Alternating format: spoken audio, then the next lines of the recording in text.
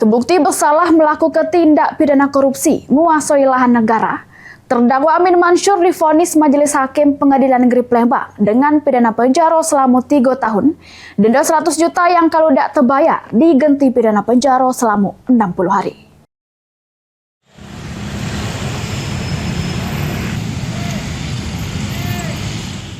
Sidang perkara dugaan korupsi penguasaan lahan negara seluas 1.756 hektar di Musi Banyuasin yang menjerat terdakwa Amin Mansyur ban lagi digelar di Pengadilan Negeri Palembang jero agenda putusan.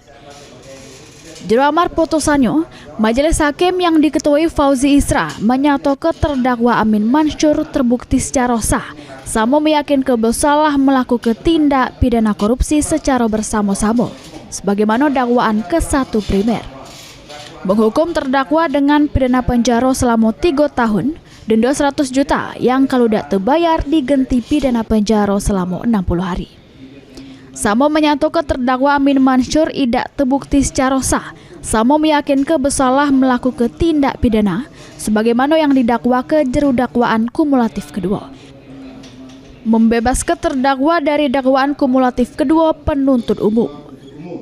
5. Menetapkan barang bukti terbukti secara sah dan meyakinkan bersalah melakukan tindak pidana korupsi secara bersama-sama dan terus-menerus sebagai perbuatan yang dilanjutkan sebagaimana dalam dakwaan kumulatif ke-1 primer. 2. Menjatuhkan pidana kepada terdakwa oleh karena itu dengan pidana penjara selama 3 tahun dan pidana denda sejumlah 100 juta rupiah dengan ketentuan jika pidana denda tidak dibayar dalam waktu 1 bulan diganti dengan pidana penjara selama 60 hari. Sesudah mendengar putusan Majelis Hakim, terdakwa Amin Mansyur menyatakan terima, sedangkan jaksa penuntut umum menyatakan pikir-pikir dengan putusan tersebut. Heru Wahyudi, PAL TV.